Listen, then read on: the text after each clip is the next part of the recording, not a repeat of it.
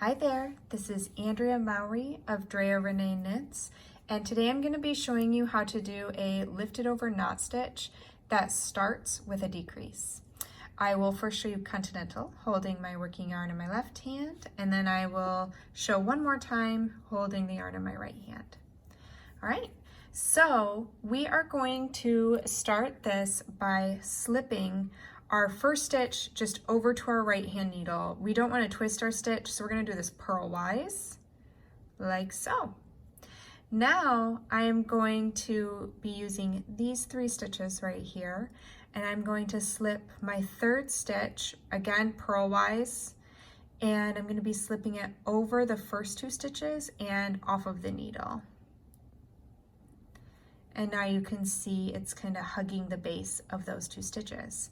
Now I'm ready to do my decrease. I can return that original slip stitch over to my left hand needle, and now I'm simply just going to knit those 2 stitches together, yarn over, and then knit the last stitch.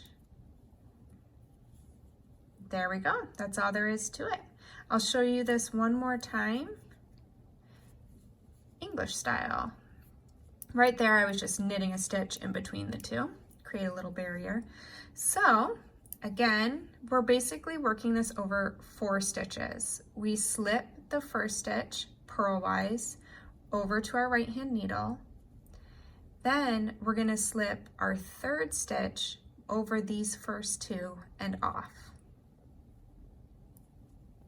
We're ready to do our decrease, so we return that first stitch over to our left hand needle and knit 2 together.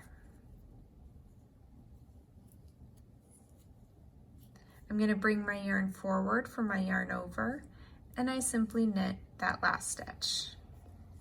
And that's it. You can find this stitch in my pattern Pink Fizz. Happy knitting!